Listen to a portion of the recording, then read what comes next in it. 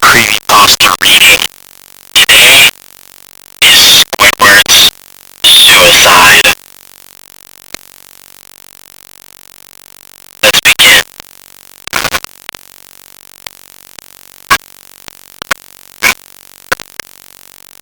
I just want to start off by saying, people answer at the end, prepare to be disappointed. There just isn't one. I was an intern at Nickelodeon Studios for a year in 2005 for my degree in animation. It wasn't paid, of course. Most internships aren't, but it did have some perks beyond education. To adults, it might not seem like a big one, but most kids at the time would shit themselves over it. Now, since I work directly with the editors and animators, I got to view the new episodes days before they aired. I'll get right to it without giving too many unnecessary details. I very recently made a SpongeBob movie, and the entire staff was somewhat sapped of creativity, so it took them longer to start up the season.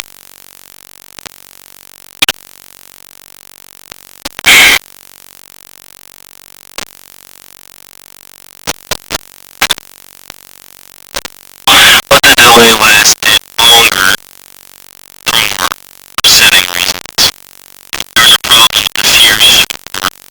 Series 4 retard premiere that set everyone and everything back for several months. Me and two other interns were in the editing room, along with the lead animators and the sound editors for the final cut. We received the copy for the episode that was supposed to be Beer on the Krabby Patty and gathered around the screen to watch none of it. Now, given that it wasn't final yet, the animators often put up a mock title card, sort of an inside joke for us with phony, oftentimes lewd titles, such as How Sex Doesn't Work instead of Rockabye by Valve. When SpongeBob and Patrick adopt a sea salad, nothing particularly funny, but work-related chuckles. So when we saw the title card, Squidward's Suicide, we didn't think it more than a morbid joke.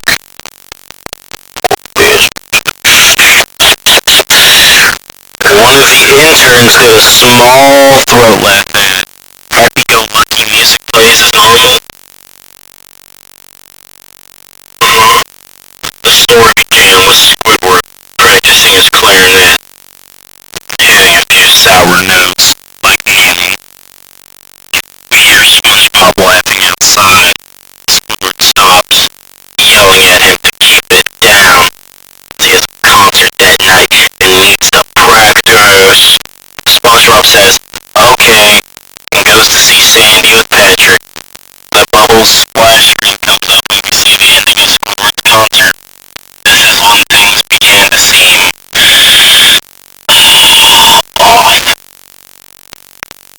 While playing, a few frames repeat themselves, but the sound doesn't. At this point, the sound is signal. But yet, that's not the sound finishes as if the skip never happened. There is a slight murmur in the crowd before they began to boo him. Not normal cartoon booing that is common in the show. You could very clearly hear malice in it.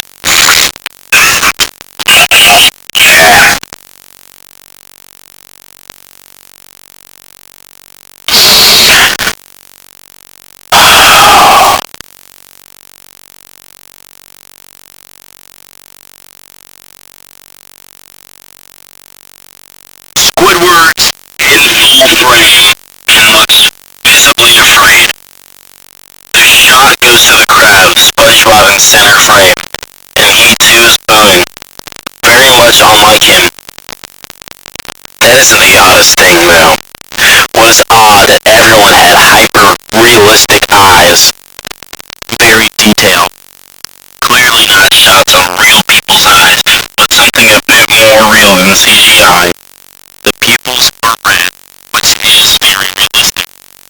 Some of us looked at each other, obviously confused, but since we weren't the writers, we didn't question its appeal to children yet. The shot goes to Squidward sitting on the edge of his bed, looking very forlorn. View out his porthole window. He's up at night sky, so it isn't very long after the concert. The unsettling part is at this point there is no sound. Literally no sound. Not even the feedback on the speakers in the room.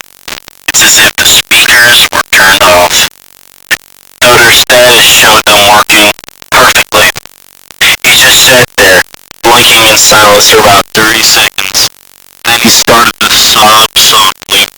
He put his hands, and in parentheses it says tentacles, over his eyes. And he cried quietly for a full minute more. All the while, a sound in the background very slowly growing from nothing to bare audible. It sounded like a slight breeze through a forest. Oh man. The screen slowly begins to zoom in on his face. By slow, I mean it's only noticeable if you took a chunk 10 seconds apart side by side. His sobbing gets louder, more full of hurt and anger.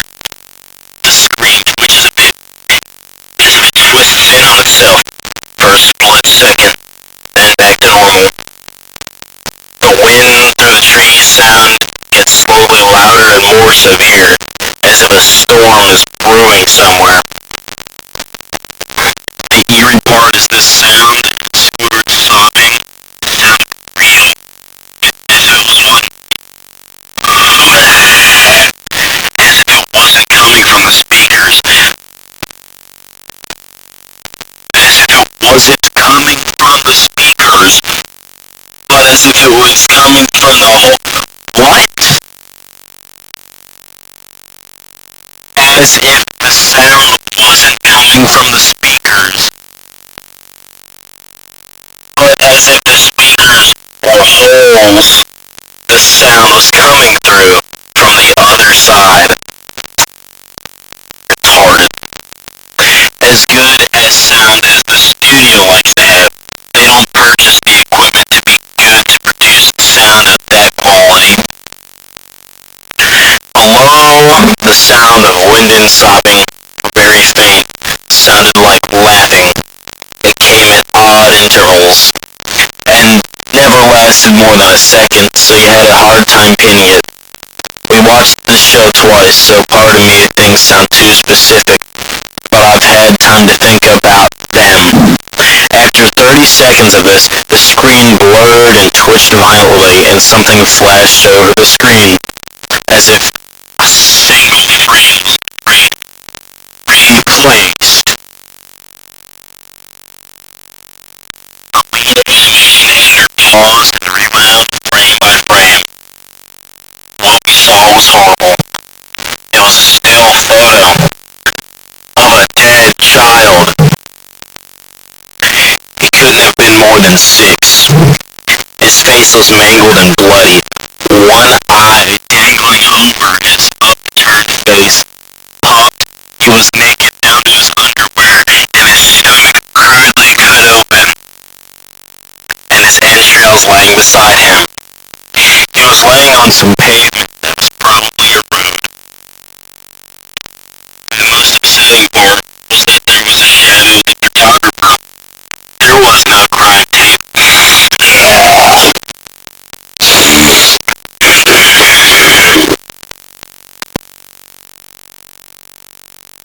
There was no crime tape, no evidence, tags or markers, and the angle was completely off for a shot designed to be evidence.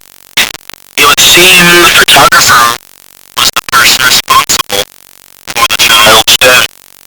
We were, of course, mortified, but pressed on, hoping that it was just a sick joke. The screen flipped back to Squidward still sobbing, louder than before, and half body in frame. There was now what appeared to be blood running was also done in a hyper-realistic style. Blood is just red, you idiot. Looking as if you touched it, you'd get blood on your fingers. The wind sounded now as if there were an angle of a gale blowing through the forest. There were even snapping sounds of branches, a laughing, a deep baritone lasting at longer intervals and coming more frequently. After about 20 seconds, the screen again twisted to show a single frame photo. The editor was reluctant to go back. We all were, but he knew he had to. This time the photo was that of what appeared to be a little girl. No older than the first child, she was laying on her stomach. Her red in a pool of blood next to her. Her left eye was too popped out and popped. Naked except for underpants. Her entrails were piled on top of her above another crude cut along her back. Again, the body was on the street and the photographer's shadow was visible. Very similar in size and shape to the first. I had to choke back vomit and one intern, the only female in the room, ran out. The show resumed. About 5 seconds after the second photo played, Squidward went silent. As did all sound. He was when the scene started. He put his tentacles down. His eyes were now done in hyper-realism, like the others in the beginning of the episode. They were bleeding, bloodshot, and pulsating. He just stared at the screen, as if watching the viewer. After about 10 seconds, he started sobbing, this time not covering his eyes. The sound was piercing and loud, and the most fear-inducing of all, his sobbing was a mix with random screams. Tears and blood were dripping down from his face in a heavy rain. The wind sound came back, so did the deep voice laughing, and this time, the still photo lasted for 5 good frames. The animator was able to stop on the 4th and backed up. This time, the photo was of a boy, about the same age, but this scene was different. His entrails were just being pulled out of his stomach by a large hand. The right eye popped and dangling, blood trickling down it. The animator proceeded. It was hard to believe, but the next one was different, and we couldn't tell what. He went on to the next, same thing. He wasn't back to the first, and played them quicker, and I lost it. I vomited on the floor. Animating, and sounded nurse gasping at the screen. The 5 frames were not as if they were 5 different photos. They were played out as if the frames were from a video. We saw the hand slowly lift out the guts. We saw the kid's eyes focus on it. We even saw 2 frames of the kid starting to blink. The lead sound editor told us to stop. He had to call on the creator to see this. Mr. Hillenberg arrived within about 15 minutes. He was confused as to why we called him down there, so the editor wanted us to continue the episode. Once the few frames were shown off screen, all sound again stopped. Squidward was just staring at the viewer. Full frame of the face for about 3 seconds. The shot quickly panned out, and that deep voice said, and we see in Squidward hands a shotgun, a 10-gauge shotgun. He immediately puts the gun in his mouth and pulls the trigger. Realistic blood and gray matter splatters the wall behind him.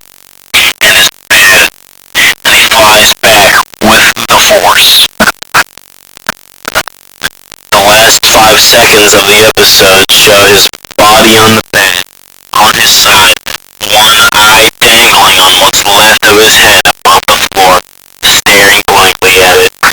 Then the episode ends. Mr. Hillenberg is obviously angry at this. He demanded to know what the hell was going on. Most people left the room at this point, so it's just a handful of us to watch it again. Viewing the episode twice only served to imprint the entirety of it on my mind. It caused me horrible nightmares. I'm sorry I stayed. The only theory we could think of was a file hit by someone who shaved the drawing studio this year. The CTO was called in to analyze what happened. The analysis of the file showed it was edited over by new material. However, the timestamp of it was a mere 24 seconds. Before we get viewing it, all equipment was examined, all the software and hardware as well as glitches. As if the timestamp may have glitched and showing the wrong time. But everything checked out fine.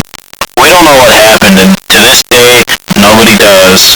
There was an investigation due to the nature of the photos, but nothing came of it. No child seen was identified, and no clues were gathered from the data, nor physical clues in the photo. I never believed in unexplainable phenomena before, but now that I have something happen and can't prove anything about it beyond anecdotal evidence, I think twice about things. Thank you for watching my